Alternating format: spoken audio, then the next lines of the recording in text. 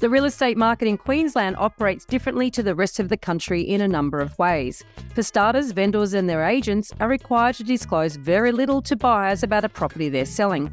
And it's also the state where purchasers can most easily waive their cooling off rights. It's something I'm not sure investors from the southern states are aware of, because if they were, they'd be more wary of venturing to buy there without expert advice.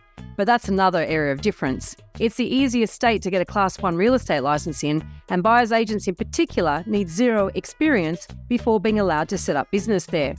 And then there's the Queensland government's attitude to investors and some well-publicised backflips to ill-conceived policy in recent years. And lately, I've noticed a growing awareness about how 25-year management rights agreements are being sold with new apartment complexes, and our strata owners have been on the losing end. Seems like the Wild West up there. What the hell's going on? Welcome to The Elephant in the Room. This is the podcast where we love to talk about the big things in property that never usually get talked about. I'm Veronica Morgan, real estate agent, buyer's agent and buyer's agent mentor, co-host of Foxtel's Location Australia, author of Auction Ready and co-host of Your First Home Buyer Guide. And I'm Chris Bates, mortgage broker, recently ranked number 5 in Australia out of over 18,000 brokers in the annual MPA Top 100 Mortgage Broker Awards. Before we get started, I need to let you know that nothing we say here can be taken as personal advice. We always recommend you engage the services of an appropriate and experienced professional. Today I'm joined by the CEO of the Real Estate Institute of Queensland, that's the REIQ, Antonia Mercorella. She is a lawyer by profession, and for the last 2 decades, she's headed up legal counsel for the industry's peak bodies in South Australia and later in Queensland, where she's also served as the CEO for the last 9 years. And as the REIQ's first female CEO and its youngest at appointment date, Antonia has transformed the 105-year-old institute into one of the most progressive and high-profile industry associations in Australia. Antonia has led and shaped some of the most significant real estate legislative reforms across multiple jurisdictions, and her ability to lead and develop advocacy programs has drawn national and international attention. She has been described as a powerhouse, and in a moment you're going to find out why. Thank you so much for coming along today, Antonia. It's great to be with you, Veronica. It's been a long time coming, this one. I've been trying to get you on for about 6 months, I think. Now, I understand that the Queensland Parliament is looking at new legislation for the property sector. So perhaps we can kick off this conversation with you giving us an overview of what will change if this passes. Yeah, it's a great place to start, actually. We have been, it's been such a busy period, enormous amounts of legislative change up here, some of it in the rental space. But in terms of what's in Parliament at the moment, there's a couple of bills floating around. One relates to the introduction and establishment of a statutory disclosure regime, which you've just mentioned in your intro. We don't have a uniform or single statutory disclosure regime, and that's one of the key elements of that piece of proposed legislation. That particular piece of legislation has been recommended for passage by the Parliamentary Committee, and we can talk more about the specifics. But basically, it will introduce a uniform statutory disclosure regime, and that means buyers will be given a document with a bunch of prescribed disclosures before entering into the contract. And then the second piece of legislation or proposed legislation that's in the House at the moment, it relates to body corporate related amendments. So these are lots in what we call a CTS scheme, so community title scheme. So basically apartments and units. And again, that piece of legislation relates to all of those issues like pets, smoke, drift, cars that park in areas that aren't designed for visitors, all of those really controversial issues that arise when you live in an apartment or a unit complex. Yes, it's meaty stuff, that, isn't it? And look, I know one of the weird things that people perhaps are not aware of is that every single state and territory has different legislation in this area, because the property industry is a state-based industry, effectively. So with the disclosures, and this is what always fascinated me. So, I've put together a course for new buyers agents, and I've also put together a course for first home buyers to learn the process of buying property.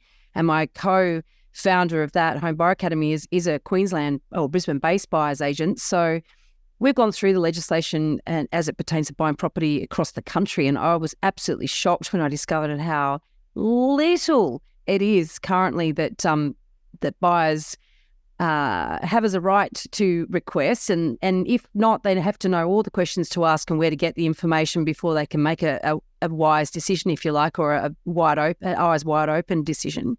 What sort of things are we talking about that will be added into those, or what sort of prescribed documents are we talking about here? Yeah.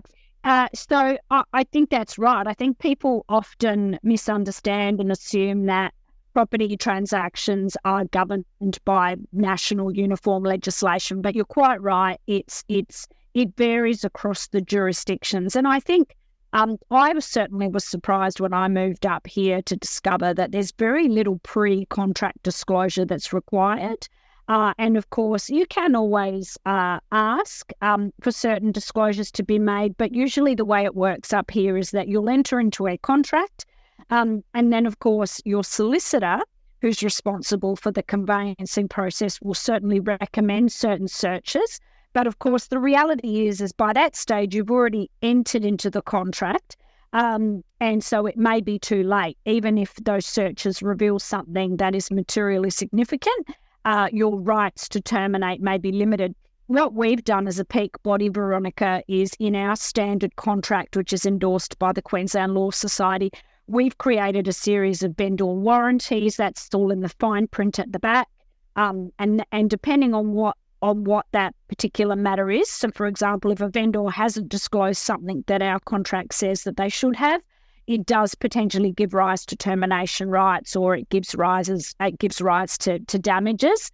But of course, even though our contract is the most utilised, it's not the prescribed contract, and it may be that people enter into a different kind of contract that doesn't give them the same level of contractual protection. So certainly as a peak body, we have long advocated for the establishment of a uniform disclosure regime, just to ensure that irrespective of the contract you're using, that there's uniformity in what every buyer or prospective buyer receives in Queensland. To answer your question about what specifically is going to be in there, that's yet to be determined. We have a really good sense of what we believe will end up in there. But ultimately, the actual nature of the disclosure document is yet to be determined. That will go into the regulation.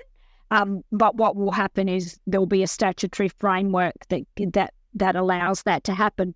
But the sorts of things that we understand that will go in there are the things that you would expect.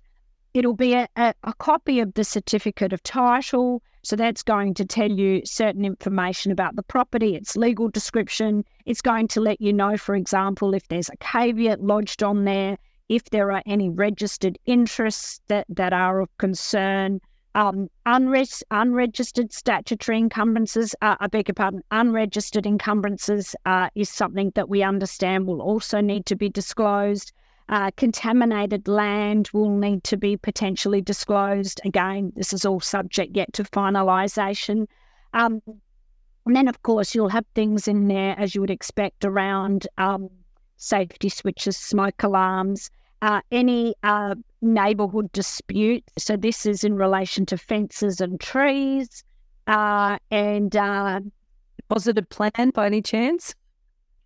survey plans need to be included potentially, and then there's also, if you are selling if it's a unit or an apartment, then of course that triggers a whole series of other types of disclosures, and they're going to be all the things that you would expect around what kind of money, what kind of balance is sitting in the admin fund, the sinking fund. Are there any disputes? So that's going to be a disclosure that I think is really important. Any legal proceedings that might impact the property, or any threatened legal proceedings that impact the property. All of those sorts of things that are really materially significant when it comes to buying a property. A vast improvement. So we should look at that with great excitement. Now, as a buyer's agent, and I used to be a sales agent, I don't know if you know that, so I get both sides of the equation here. But as a sales agent, that's going to require a lot of rolling out, with sales agents, I should say that there's a lot more sales agents out there than there are buyer's agents. There's going to be a hell of a lot of rolling out on education across the whole industry. And of course, not everybody's even a member of the REIQ. So in terms of the government's got a responsibility, I guess, to get that message out. But you as the REIQ have an extraordinarily important part, role to play there. How long do you think it typically takes to get, because there's a huge education, agents have to then learn what these documents even are, because quite at the moment they can just stick their head in the sand. I don't need to worry about that. I don't have to worry about it. I just have to sell the house or the apartment.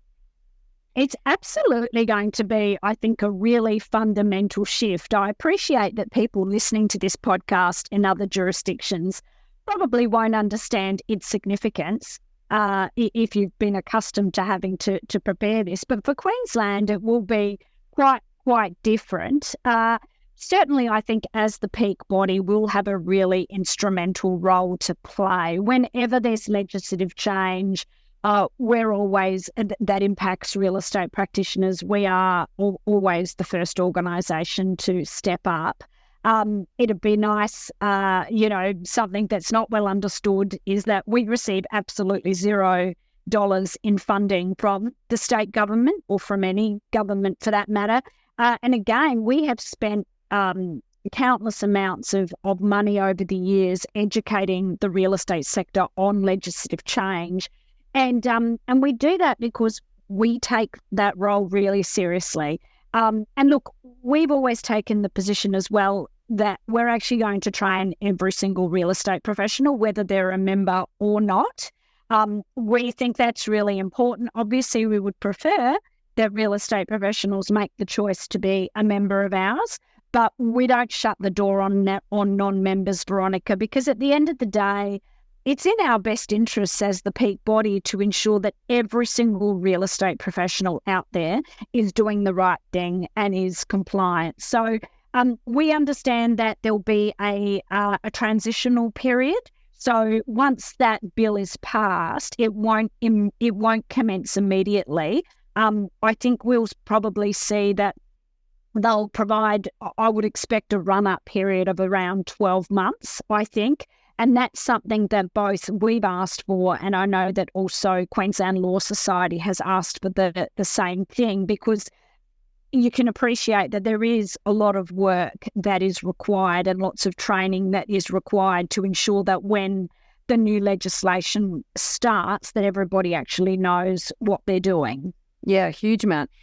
And in fact, something I forgot, another thing that is different in Queensland to anywhere else that I totally forgot to include in the intro is about the where it's illegal to give a price guide with an auction campaign, or if it's not a property that's being advertised at a price, you can't give a price guide. So that would have been something that the REIQ would have been instrumental in rolling out and educating all your members in terms of how to avoid giving price guides to buyers. It's fascinating to watch the reaction from people outside of Queensland. Again, I think that's one that really surprises people. So here in Queensland, as you've just stated, if you are selling a residential property only, by the way, so resi property, you can't give any kind of a price guide or you can't make any representation as to price. And similarly, if your vendor has instructed you to sell without a price, then clearly no price guides can be given. What you are allowed to give, though, is a comparative market analysis, or a CMA as we call it.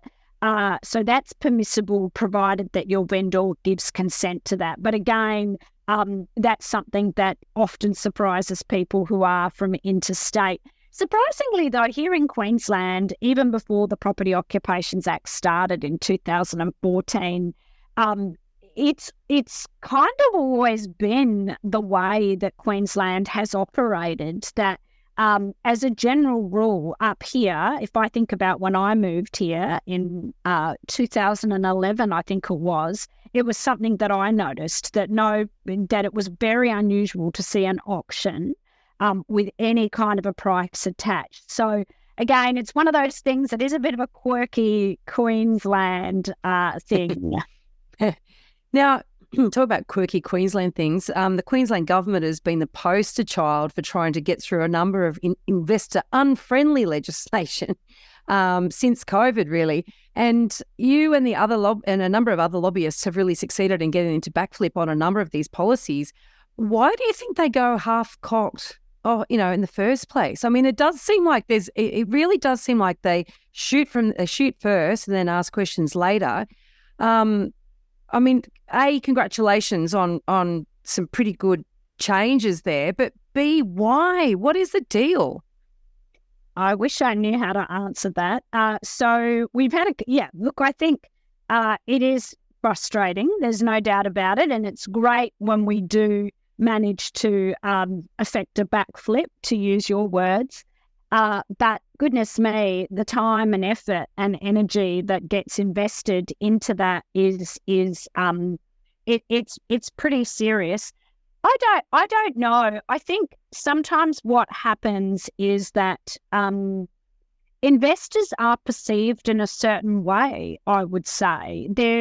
I'm seeing it across Australia, but in Queensland in particular, there seems to be this perception that, they're investors, they therefore are more sophisticated, they are therefore wealthier, so let's go for them. So we saw, of course, we've seen sort of a few things over the years. During COVID, obviously, the federal government announced a COVID eviction moratorium. That was well understood, but you might remember that then our government and our housing minister of the day came out and really took those measures, those legislative measures, and just went really extreme on them. And of course, we then managed to get them to pare it back to be more consistent with what was happening across the rest of the country. And the example there is that you didn't have to prove that you were COVID impacted as a tenant. And if you couldn't pay rent or you were paying reduced rent, you never had to pay it back, which we thought was ridiculous and went far beyond what any other Australian jurisdiction was implementing. So we did get a backflip on that, and then we did manage to get something more reasonable. Then we had more general stage one rental law reforms where, again, they were proposing some really extreme measures. And again, following a really strong campaign, we managed to get a little bit more balance. And then, of course, the big one was the introduction of this multi-jurisdictional land tax regime, where if you owned property in Queensland, you would be paying land tax based on the value of your land holdings across Australia, rather than just paying land tax based on what you owned within the borders of Queensland. And again, we managed to get them to do a backflip on that one. I can't answer the question as to why they go down that path of, because everybody ends up spending so much time and energy. It's an embarrassing outcome for government. We don't enjoy it, despite the perception that we're we as a peak body, and again as an organisation that receives $0 of funding, we don't have the kinds of resources at our fingertips to be spending all of our days running advocacy campaigns. There's lots of other work we'd like to be doing that's a lot more positive. But of course, we can't let that stuff go when we see that there's proposed legislative reform that's going to be really damaging, not just for investors, but we would argue also for the community at large. It would be remiss of us and irresponsible not to jump on it and lobby hard against it. But it is tiring and it is exhausting and unfortunate. Yeah. I mean, I think you did a pretty amazing job. I saw a lot of your press releases and interviews on that, and I often thought to myself, you must be just pulling your hair out, thinking this is just insane. And not only that, but I mean, I think it's good to draw the distinction. You're a peak body for the industry. You're not peak body for investors or owners or anybody else. You know what I mean? We're all linked, of course, because we're all in housing. But yeah, it's a bit ridiculous. And of course, now I guess all eyes are turning to Victoria and seeing what happens down there. But I think that the other thing too, I mean, so other media that you're involved in this year, as a CEO of a real estate institute, you do need to wear a number of hats. On one hand, you're working hard to lift industry standards. On the other hand, you're lobbying government, advocating for the industry, and by proxy, property investors, as we were just talking about. Some months back, probably March, I think it was, there was a story on Four Corners, and you were interviewed, called the Agents of Change story, right? How do you manage the challenge of representing an industry which in some cases has a well-deserved poor reputation and yet not come across as if you're defending poor practice? I mean, it's a delicate balance, right?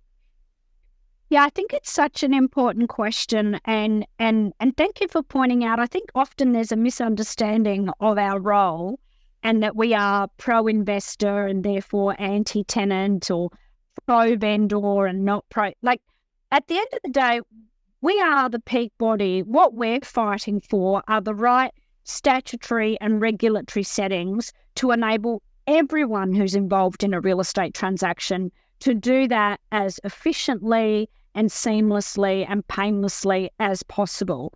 And sometimes I get really frustrated at the fact that we are depicted in a certain way. We do an enormous amount of work. I'm really proud of the work we've done in the tenant space. I'm really proud of the work we've done in relation to domestic and family violence, or in relation to Queenslanders with disability and making properties more accessible. So there's all of this really great work that we do that's community orientated and is actually helping a variety of different groups. And we don't get a lot of attention, sadly, because often what you see of us is us fighting the government in relation to legislation that is really, we think, quite anti-investor in nature, and therefore we get depicted in a certain way, which is challenging. And then to your question, there's no doubt, Veronica, that it can be a really challenging sector to represent. I've been working in the real estate sector. I'm a lawyer by background, but I've been working in the real estate sector for over 20 years now, and I can tell you that there's a reason I stick around for that long. I love this sector. There's some really extraordinary people, and I know people across a variety of jurisdictions. And I think, like any profession, like any industry, there's good eggs and then there's bad eggs. It does feel like, though, the bad eggs are really good at getting lots of attention, which is unfortunate. And there's no doubt that there are days where I feel really embarrassed about the conduct of some of the people who are in this profession, whether it be people who are based here in Queensland or people who are based around Australia. I think that's really unfortunate. And I think, to your question about that particular show, I think there's a lot of CEOs who would perhaps say no to that interview. But I think it's really important that we acknowledge that there is bad conduct. We look silly not acknowledging that. And I think, for me, it was really important to be part of that particular program because I don't want the community to think that I shy away from that. As someone who represents this sector, I think we have to be accountable as a peak body for the conduct of every single person who works in real estate. And I know that together with my colleagues here at the REIQ, that we work really hard to look for ways to improve conduct, to raise levels of professionalism. We meet, Veronica, just so it doesn't just sound like lip service, because I know lots of peak bodies say that stuff. But I can tell you, hand on heart, we sit down with the Office of Fair Trading once a quarter. We're constantly working with them to find ways that we can improve compliance. We meet with the Residential Tenancies Authority on a regular basis. We work with tenant-aligned groups. We work with Q Shelter. We work with community housing organisations. We work with lots of different groups. So much of the work we do as an organisation is actually community orientated and trying to educate real estate agents about how to be better at what they do. And we don't shy away from those really tough conversations. Every now and again you'll get media who wants to talk to you and they'll tell you about the story and it makes you cringe. I remember one of the most recent examples was, again, a story ABC was doing about discrimination. People in our community who were being discriminated against, seemingly, on the basis of their skin colour or on the basis of the fact that they were from a non-English speaking background. Now, that really saddens me. You can appreciate my surname is a dead giveaway. That sort of stuff, it's really easy to say, I'm not going to do that interview, but I thought it was really important to do that interview, to hear the story. And it does make you feel like there are days where you feel like you're failing. But at the end of the day, I know that the vast majority of the real estate community up here, I know them. I know them personally. I'm spending time with them all the time. I know that they're really good, decent people. But yes, there are a handful who are not, and they get lots of media attention. And I'm on the record many, many times as saying, I would dearly love to see the regulator throwing the book at them. Nothing would make me happier than that. And I actually think that most good real estate agents would agree with me. Unfortunately, it is one of those sectors that cops a lot of flack. But equally, some of the conduct, I can see why we've got the reputation that we've developed. So there's plenty more work to be done. I'm on a personal mission to help more people make better property decisions. And you can find out all about what I'm working on at veronicamorgan.com.au. And there you'll find resources for first home buyers, details about my buyer's agent mentoring program, access to suburb help for investors, or if you're looking to buy your dream home or an investment property in Sydney's inner west, eastern suburbs or lower North Shore, you can connect with my team at Good Deeds Property Buyers. If you're thinking about buying your first home, upgrading to a new one, or purchasing an investment property anywhere in Australia, we would love to carefully guide you through this journey and importantly get the finance right. Please reach out via our website, wealthful.com.au. Don't forget that you can download our free full or forecaster report. Which experts can you trust to get it right? theelephantintheroom.com.au. Well, it's great. And I think what rang through to me when I heard you on that particular program was that this idea of lifting our sights and our expectations in terms of the behaviour, and also obviously training and education, which sort of leads me to the next thing I want to talk about with you, because you are probably aware that some new agents are fast-tracking across the country, are fast-tracking their licensing by getting qualified in Queensland and then applying for mutual recognition in other states so that they can set up a business quicker. Right. So I'm not talking about getting started in the industry and working through effectively as an apprentice arrangement. I'm talking about fast tracking to go straight to becoming a licensee in charge. Right. And of course, we do have an issue with an industry that can be easy to get into where there's potential to make a lot of money. So those two things, low barrier to entry and potential for big earnings often don't combine to create the best of practice unless people have learnt along the way from good practitioners. So what is the REIQ's position on bringing Queensland in line with other states, say like New South Wales and Victoria?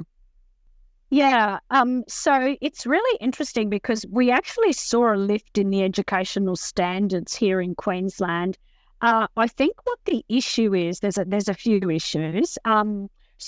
There's the educational qualification that gets mandated. So you've got that sort of determined. There's a package that gets determined at a federal level, and then at a state and territory level, the regulator will decide what they're going to nominate. And I do know what you're referring to. We've heard these stories of registered training organisations in Queensland offering these courses to people who don't reside in Queensland, and they come here. And it's, I often say it's every child wins a prize with some of these RTOs, and I won't name any. And we are an RTO for full transparency. And it is incredibly frustrating for us to see that happening. There's a couple of reasons I say that, Veronica. Now, someone watching and listening to this podcast might think that I'm saying that simply because we miss out on the dollars as an RTO. That's not what I'm aggrieved about. We welcome competition. The difference is, yes, we are a registered training organisation, but we're also the peak body. And because we wear those two hats, we take our responsibilities as an RTO really seriously. And if you choose our course, we will actually make you work for it. We will, we've been told it's not an easy course. It takes time, and if the answers aren't the right answers, we'll make you resubmit. And again, I have to be careful what I say here, but again, what we know is that there's some RTOs out there that really do make it really simple. It's not just about it's cheap and it's really easy and you're almost guaranteed an outcome. And what you've got to remember is when people are picking that RTO, that RTO won't ever see that person again, Veronica, because it's an isolated transaction. You pay them, you get your qual, and off you go. The difference is when you come through our course, we're the peak body.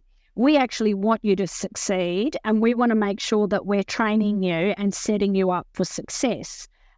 So it is a source of continual frustration for us as well. And what I also find really fascinating, and it's not limited to Queensland, I might add. I think I've observed this across multiple jurisdictions, but real estate is one of the most strictly regulated professions or industries in Australia. If you look at our legislation, you can't sneeze without following the statutory criteria, right? Really big penalties potentially as well. And yet the training that you need to do, the threshold training, is really quite basic. And then what's worse here in Queensland is there's no requirement to maintain any form of professional development. Now, if you're an REIQ member, then we have a requirement for continuing professional development. But if you're not an REIQ member, which of course is not compulsory, then you could have done your course 20, 30, 40 years ago and you've never stepped foot into a classroom or done any training since. Now, we think that's pretty appalling, and I think the community would agree that that's pretty appalling, particularly when you consider, and this is where I guess the point I'm getting to is this: you've got this really strict legislation with it's very militant in the way that it requires you to carry out your role. There's these big, hefty penalties if you stuff it up, to use a technical term, and yet you don't have sufficient resourcing, in my view, for the regulator to actually go after those who do the wrong thing. And also, you just don't have the educational framework, both in terms of threshold requirements and ongoing requirements. Now, to be fair, we have been told that mandatory CPD is coming after a decade-long, effort from us to try and get that. But again, what we need to see is government getting serious about recognising the incredibly important work that real estate practitioners do.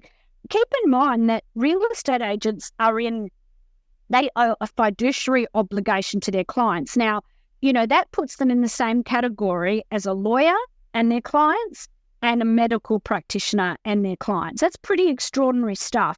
You've got, at any point in time, millions of dollars sitting in your trust account, and you are helping people to sell and buy what is probably going to be the most important asset that they own or that they're buying, or you're managing their most significant asset. So I'm always amazed at the level of responsibility that a real estate practitioner has, and yet there's this kind of mismatch, if you like, between the level of responsibility that the law imposes, but then the educational requirements and I guess the enforcement action that we would expect there to be is lacking in my view.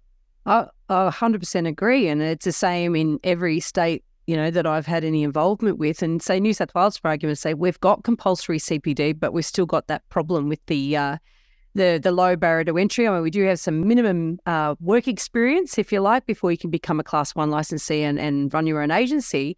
So there's a few little extra hurdles. You do have to have a full diploma as opposed to just one extra subject, which is the situation in Queensland at the moment. But still, even so, it's a very low educational requirement in the whole scheme of things when you do think about, like you're saying, the responsibility that we have. I mean, property as an asset class in this country is by far number one. By far, if you add commercial, and I'm not saying residential property, if you add commercial property, superannuation and the share market together, that's something like 7.7 trillion value, and the residential property is now worth 10 trillion in this country. And yet, practitioners aren't required to have anything more than diploma to run a business, and a Cert 4 to be a practitioner.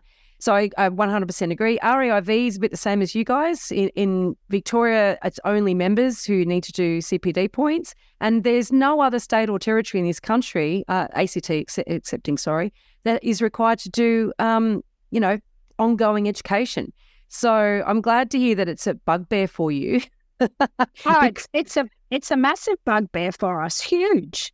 And so is it something that, I guess what I look at too, I mean, our state government here, they sort of make a lot of noises. The Office of Fair Trading in New South Wales is making noises around this, and they have made some changes to the ways in which CPD is administered, shall we say. And so, maybe they are moving in that direction. But like you talk about the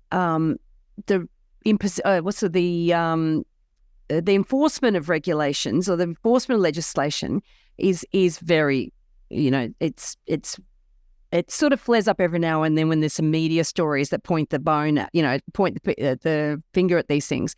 And so is it something that REIQ sort of says, look, we should actually be making it more difficult for people to get into the industry? Because, yes, you're an RTO, yes, your course is more robust than those some of those private, we call it like getting your license out of a cornflake packet, that type of license. And I remember when I did mine a long time ago now, but I did mine with an RTO. I'd started through the TAFE system, and then everything changed. It became harder, and I had to do 7 subjects. And I'm like, that's crazy. Previously, I only had 1 to do. So then I went instead and did it over 5 nights at an RTO. It cost me $2,000, and they actually gave us the answers to all the exams at the end of it. It was ridiculous, including trust accounting. That's crazy. Just insane. But I'd had a lot of experience by that time. I had 7 years experience, and I'd also I'd done trust accounting at TAFE, and I'd done all these things at TAFE. So for me, I was like, this is just outrageous, but I'm just getting a tick in a box, So is it something that the REIQ would like to do to actually make it harder to become an agent? Yeah, we absolutely. Look, I think what we want to see is a level of education that reflects the level of responsibility that real estate practitioners accept when they take this role on. So again, we're not suggesting, we want to get that balance right. But I think most of us would agree that particularly if you're going to become a real estate principal, which involves the management of a trust account, holding millions of dollars potentially, in trust, obviously being responsible for your employees and those who you engage. All of that stuff is incredibly important, and we just need to make sure that the levels of education are set at the right level, and that there is a requirement to continue to learn, because as we talked about at the outset of today's podcast, legislative change is constant in this space. I've got to say, I mean, I'm a lawyer by background, and I have been struggling to keep up. It has been, the last 5 years in Queensland has been phenomenal. It's been a moving feast. It's just been non-stop. And I'm often wondering how real estate practitioners who aren't our members and don't receive our communication and our training resources and support materials, I don't know how they go about keeping up. It terrifies me. So I think education is absolutely of key importance. And I think, especially when you consider, I think you said earlier on about the threshold to entry is low, and I guess the capacity to earn is arguably uncapped. That can be a really concerning combination. And, let's be honest, I know that not every real estate agent is earning millions of dollars per annum, even though that is the perception in the community. But the reality is you can make a significant amount of money as a real estate practitioner. I know real estate agents who earn more money than Surgeons. barristers or surgeons. Like it's pretty phenomenal. And I think when you consider that, it's not just about earning capacity, to be clear, but I think that is a factor that is important. But more than anything, as I say, for me, it's about the significance of the role. For me, it's about it's right up there. When you think that, and remember here in Queensland, another key difference is real estate agents in Queensland can actually facilitate the contract from start to finish. It doesn't end up getting handballed off to a lawyer in Queensland. So we've got real estate agents not just negotiating the key terms, they are actually getting the parties to contract stage and to execution of contracts. So that is a pretty considerable responsibility. And I just think we need to make sure that level of responsibility is reflected in the training requirements at threshold entry and on an ongoing basis. It is a considerable responsibility, but especially in light of the fact that there's so little disclosure there currently. And so there you've got buyers who are then in the hands of a real estate agent who effectively can put the contract together, and the real estate agent should know more than them, may not, and the real estate agent may not be a member of the REIQ, may not do any training, may put these things together. Buyers unwittingly, oh, okay, you can do that, no worries. You know what I mean? Like they don't know what they don't know, so they don't know what clauses to put in that contract. They don't know what conditions, And that in itself, for me, that when I mentioned about the Wild West, that is a horrific situation where buyers are completely unrepresented and, they waive their own. I mean, it's a lot tougher to waive a cooling off period in New South Wales. You can't do it unless you go to auction or you get a lawyer or conveyancer to read and explain the contract and what you're signing up to before you can do that. Whereas you can just send an email in Queensland. That's all right. I don't need a cooling off period. It's quite bizarre. So I think, part of the education, I think, has to be consumers. Consumers need to understand what they're doing as well. I know that I talk a lot about, the reputation of real estate agents. I am a real estate agent. It's obviously something very close to my heart and well-deserved sometimes that there's a bad reputation out there, as we mentioned. Some are not worthy of the mantle. However, buyers need to take responsibility for a very significant transaction. So to try to sort of pass all the blame on to somebody else is also a bit disingenuous in my view. Do we have time to quickly talk about these strata management rights and the situation there? Can you give us a quick overview of what that is? Yeah, sure. And it's just interesting on that last point.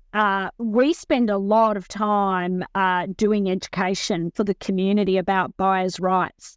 At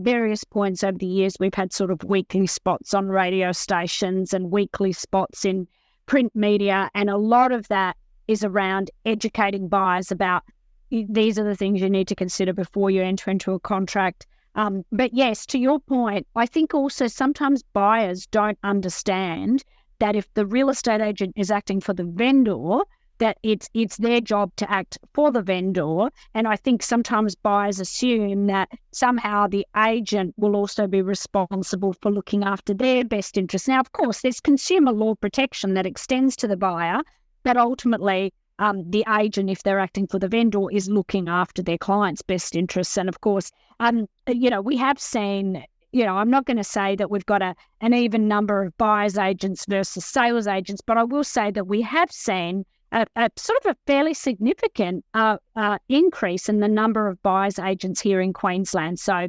that's something. Do you actually know how many buyers agents are in Queensland? Because, nobody knows. Nobody knows how many buyers agents are actually in this country. No. Well, look, I'll tell you sort of why that's an interesting question. It's because here in Queensland, Office of Fair Trading issues the licence, or what we call the registration certificate. But ultimately in Queensland, and I suspect it's the same in most jurisdictions, is that once you've got that, you've got your educational qualification, and then you go off to the Office of Fair Trading or the equivalent in other jurisdictions, and they'll give you either a licence or they'll give you what we call a registration certificate. And once you've got that, Veronica, you can effectively sell residential real estate, sell commercial real estate, manage resi and commercial real estate, be a buyer's agent, be a business broker. You can do the lot. And of course, even though we use those titles, business broker, property manager, buyer's agent, they're made up, they're fabricated titles, if you like. We've kind of created them, industry has created them to reflect that you've decided to specialise in a particular area. But of course, there's no such thing it's not a legal description, and there's certainly no reference to any of those titles in our legislation. So the answer to your question is, I don't know.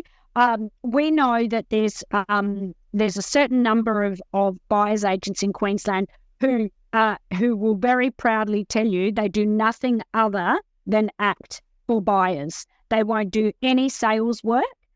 And that's their choice. But of course, there are people who might dabble. They might do mostly sales, but every now and again, they might act on behalf of a buyer, and that's permissible and lawful. So the answer to that question is, I don't know, because you can't know. It's not possible to know. I know, it cracks me up. And this concept that, like, even a business broker, yes, I've been a real estate agent now for 23 years. I've been a buyer's agent now for nearly 17. And it's like, I couldn't possibly think that I could just suddenly go and become a business broker, but I could because of my qualification. But that's just the height of insult to somebody who's actually experienced in a field to say, right, well, I'm just going to be one of you now. It's just like, yeah. Oh, I mean, but especially selling a business, right? And even then, what kind of a business? I mean, then there's being a business broker, and then there's deciding what type of businesses you're going to sell. So that's a whole other thing again. But I know that I know that our regulators wanted to simplify things and streamline them and not put a burden on the industry. And I'm like, sometimes I think we need a bit of a burden. But anyway. Yeah, I know. It's funny the way you've got this, again, there's a bit of a mismatch between, what they do at a legislative level, and then you've got this rhetoric around, reduction of red tape, creating sort of, you don't want to stifle mobility. You don't want to, there's a lot of talk about barriers to entry and not making things too onerous. And again, I understand all of those things. I really do. But then you've got this really strict legislation. And so it's hard to see how those two things reconcile. But to your question about what's happening around, I guess, that strata space and around apartment and unit living, it's a fascinating area. I'm intrigued by it because what's happening is I think the law is really struggling to keep up in relation to this issue. And so you've got this legislative change that's happening to try and better manage the relationships that people have when they live in these sorts of complexes. So that's what I talked about earlier. Things like, can I smoke in my apartment on the balcony? Can I park my car there? Can I have a pet? There's that. And then, of course, there's also this argument about when developers build these complexes, they then sell the management rights to people who come along and buy them. And, of course, they spend a considerable amount of money buying those management rights. And, of course, they're going to want a return on investment. And then on the other side of that, as you're probably aware, there's this argument around the fact that these contracts, these management rights terms are long and that people feel trapped and feel like they can't affect change, and they're paying all of this money to management rights operators who, in some instances, there's arguments that they're not doing a very good job or that they're charging excessive fees. So that's a really controversial topic, and as you can appreciate, there's lots of different stakeholders who are at very different ends of the spectrum. Because, of course, developers will argue that their ability to sell those management rights is important, and there's an argument that enables them to, I guess, manage the cost of that development, if you like, and that if you weren't able to do that, that then means that you'll have to sell at a different price point, and then the community gets impacted by that, or the buyer's community gets impacted by that.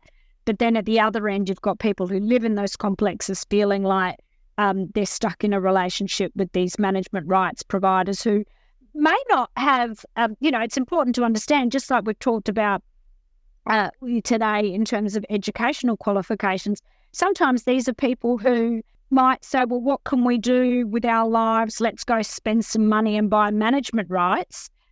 They do need to have a particular qualification and then they do need to get a special type of license to do that. But again, that argument is triggered again in terms of, do they actually have the necessary skills and attributes to do that job successfully? Sometimes they do, but arguably sometimes they don't. Some of them might be members of the REIQ too, right? As strata managers. So, because of course, if you have bought into a building which has a management right in place that somebody has purchased, and maybe it's 10 years or 25 years, depending on the type of building it is, then you're not able, if for poor performance, you're not able to basically get them out. You're forced to stay with them. So it's an interesting commitment to foist on new purchases of community title properties. Yeah. So do you think that will change, or do you think that the developers' lobby is too strong and the will is not there? Yeah, look, I think there's some really big controversial decisions that are looming at the moment. So there's that one. So this is obviously where a developer or a builder can say, actually, I'm terminating. So that's another really controversial issue. And we say that the right to be able to do that should be preserved. But again, we don't want to see that being exploited. We did see a few instances of that where right at the 11th hour, builders were pulling the pin, terminating the contract, and then putting those properties back on the market shortly thereafter, which, again, without knowing exactly what was at play, it did appear to be a bit of exploitation and taking advantage of really good, strong market conditions. And again, back to, I guess, the sale of management rights. Look, I think there's no doubt that developers can make considerable amounts of money off the back of selling those management rights. I think realistically, obviously, it's not really in our wheelhouse. We don't really get involved in that space, so I don't pretend to have an intimate understanding of those issues. But at a really superficial level, I think if you start taking away the right of a developer to be able to sell those management rights, then obviously that is missed revenue. And inevitably, depending on the size of that revenue, there is an argument that that's going to get added, therefore, to the cost of the development, and it will mean that the purchase price probably therefore reflects that. So I think, like anything, these are really difficult conversations that are really complex. But the reality is we can't just keep sweeping this stuff under the carpet, because more and more of us are choosing to live in this type of accommodation, and we've got to get this stuff right. We can't just run and hide and put it in the too hard basket, despite the temptation to do so. So we'll have to wait and see where that lands. But I think you've got to be able to look at the pros and cons, understand all the different stakeholder interests, and ultimately you've got to try and find a decision that's the right one. And it probably means everyone is a little bit cheesed off at the end of the day. Everyone feels a little bit like they didn't get quite what they wanted. And, I always think, as someone who used to do mediations, it's probably not a bad outcome if everyone's feeling like they got a little bit of something, but they didn't get everything. So it's not win-win, it's cheese. Cheese, yeah, cheese. Yeah. Yeah. Now, Antonia, we finish up every episode with a property dumbo. Do you have an example for us of a property dumbo? It's a story that we can all learn from. Yeah, I've got a few. I feel like that's a really pejorative term. It's because it's the elephant in the room. That's all. I know. I get it. I feel like I'm always that person that says, no, there's no dumb questions. But let's be honest, there probably is. So there's a few things I'd say that I see people perhaps make a mistake in relation to. one is an interesting one, which is pest and building, right? If someone else has engaged a pest and building inspector and you read the report, absolutely, that can be really valuable. But it's important to understand the fine print, because chances are, if you end up buying the thing, you can't actually rely on that report because it's been commissioned by the original vendor, and there's something called privity in contract, which is really boring, but it basically means that the contract for that particular report is between the vendor and the person who wrote the thing. And so if you're going to do that, which can be great, saves you money and time, just make sure that you check if that can be assigned to you so that you can properly rely on it. And if later on it proves to be incorrect or there's negligence, you can actually do something about it. So that's one. And then the other big one that, always kind of blows my mind, and this is where people do buy a unit or an apartment and they don't understand the rights and the responsibilities that come with that. So I hear people say, oh, I'm just going to opt not to be part of the body corporate. I don't want to be involved in that. And it's, of course, there's no choice about that. Once you become an owner, Guess what? It's magic. So, that one to me is really about, before you buy something like that, it's important to understand that you are not buying a freestanding property, that you are buying into something that is bigger than you are, if you like. And so really important that you go and you educate yourself about what does this mean? What are going to be my ongoing financial obligations and my ongoing legal obligations, not just in relation to the 4 walls that I occupy, but even in relation to the common areas and the other parts of that building. That's really, really important. 100%. Great dumbos. And it's all about basically consumers being more aware, of the responsibility they're taking on. Thank you so much, Antonia. That has been such an interesting chat. I can't believe we got to cover all of those meaty topics, and I really appreciate your forthrightness and willingness to come on and chat about them all. So thanks so much for your time. It's been a treat. Thanks so much for having me on. If you have a question that you'd like us to answer in an upcoming Q&A episode, you can send us a voicemail or written question via the website, theelephantintheroom.com.au, or you can email us directly at questions@theelephantintheroom.com.au. If you like what you're hearing, please share this episode with others you feel would benefit. And while you're at it, why not leave us an iTunes review? 5 stars would be great. I know that sounds a bit cringy, but we have it on good authority that every review helps make it easier for other people to find out about us and hear what our amazing guests have to say.